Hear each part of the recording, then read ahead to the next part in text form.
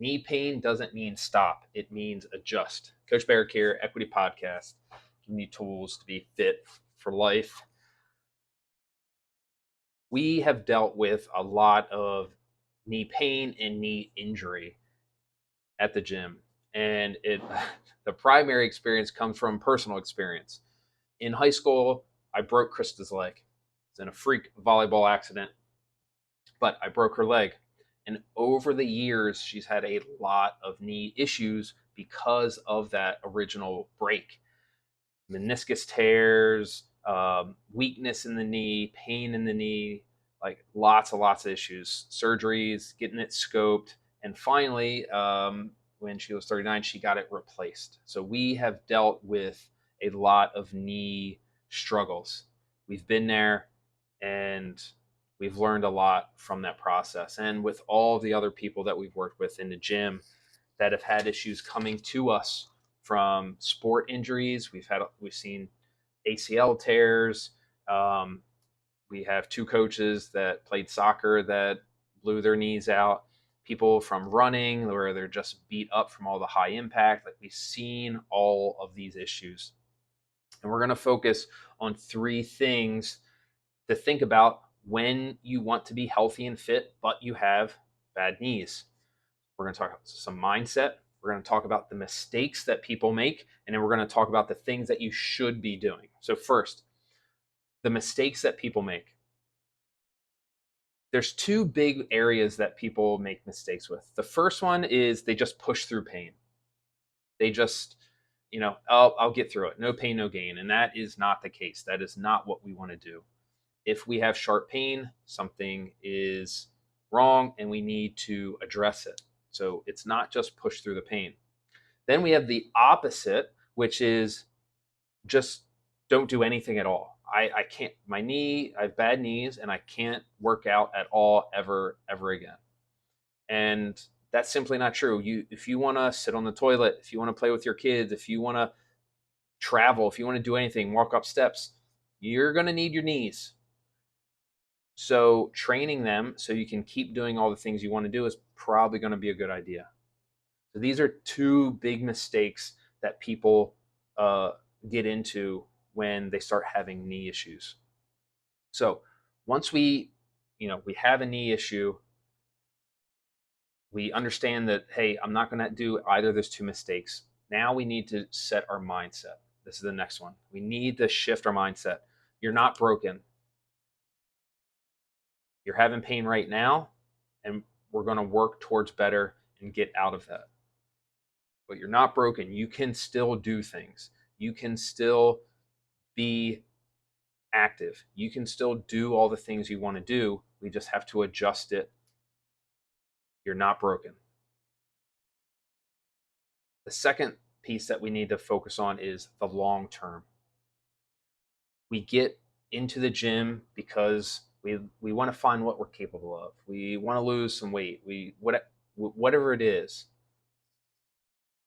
And we start getting stuck into this really short mindset. I want to lose 20 pounds in the next month. I want to do whatever next quarter. We start getting in these really, I need to get my best time in this workout today, right now. And we need to expand our horizon.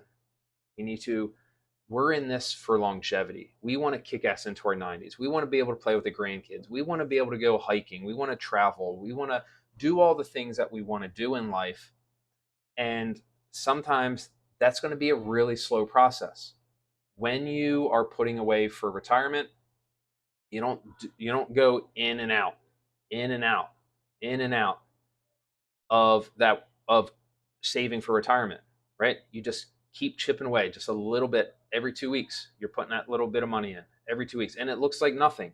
But eventually, at the end of 20 years, 30 years, 50 years, there's a nice nest egg there, right? It's the same thing we're doing here.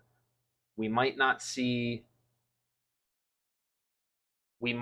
fast, but if we keep chipping away, keep getting stronger, keep working on mobility, keep working, focusing on the long term, that's when we can keep doing all the things we want to do for a long, long time. All right. So now, We have the right mindset. We understand that we're not broken. We can do things. We understand that we're in this for the long term. These are the things that we need to do to make sure that we stay safe and we start working towards better on that knee. So the first thing is we need to find the root cause. Why are we having knee pain? Right? Oh, I blew my ACL playing backyard soccer with my kid. I have knee pain. I have patella tendonitis. But why do you have patella tendonitis? Why did you blow your ACL? Do we have a mechanical issue? Do we have a strength issue? Do we have a mobility issue? We need to identify that issue. And this is where a relationship with a coach, a relationship with a PT, with a doctor, with an ortho can really be helpful. And all of them are not better than the other. They're all going to have a role to play in getting to where you want to get to. But we need to identify what that root cause is. And once we identify it, we need to attack that root cause, and we need to attack it consistently over a long period of time. If the reason that I'm having knee pain is because I have a weak quad, we need to put some extra work on that quad. We need to build some strength in that.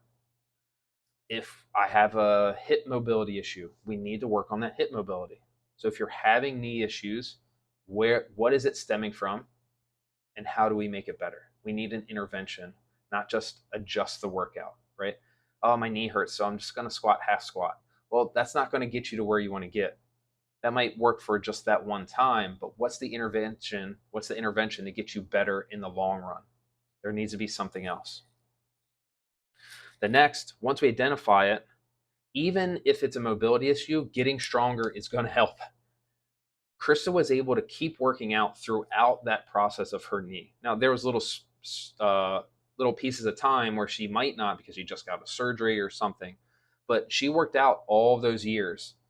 And when she was doing that, she was building strength, and she was able to put off those surgeries longer and put off the knee replacement longer because she was so strong around the joint. Quad, hamstring, calf, hip, back, like all those things help support the knee. And when you have a strong muscle group around that joint, it can last a lot longer, right? She had no cartilage at all or soft tissue in her knee at all. It's bone on bone. And she still didn't have to get that knee replacement because, yes, there was some pain and there was issues, but because she was so strong in her legs, she was able to push that can down the road a little bit longer. And with knee replacements, you want to push that can down as long as you can.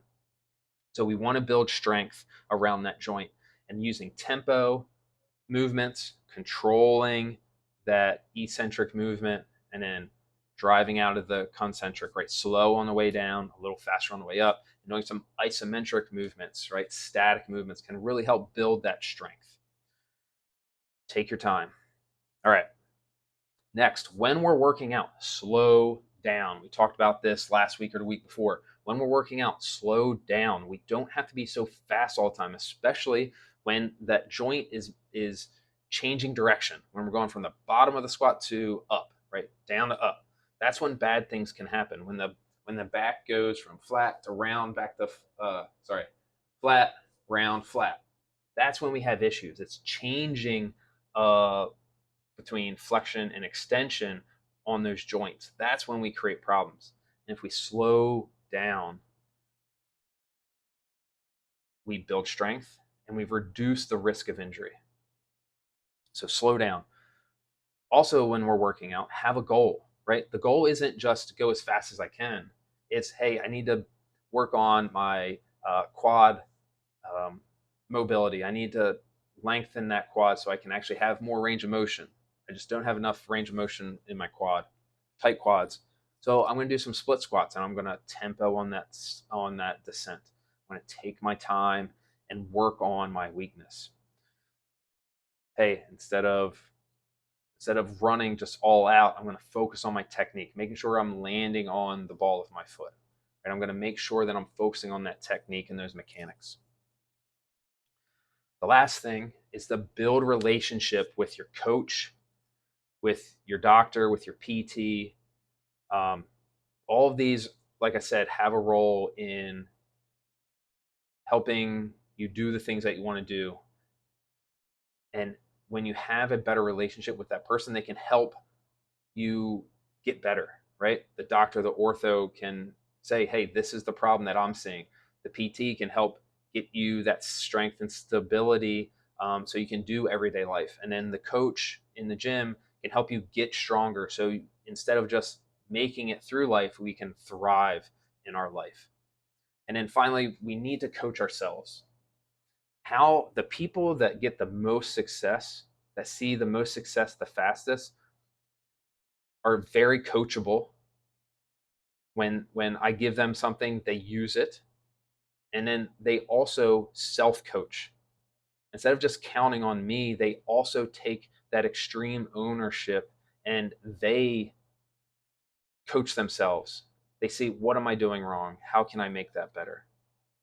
Why is my knee hurting?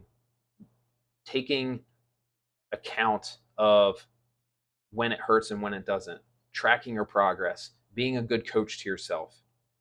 That is how you get better faster.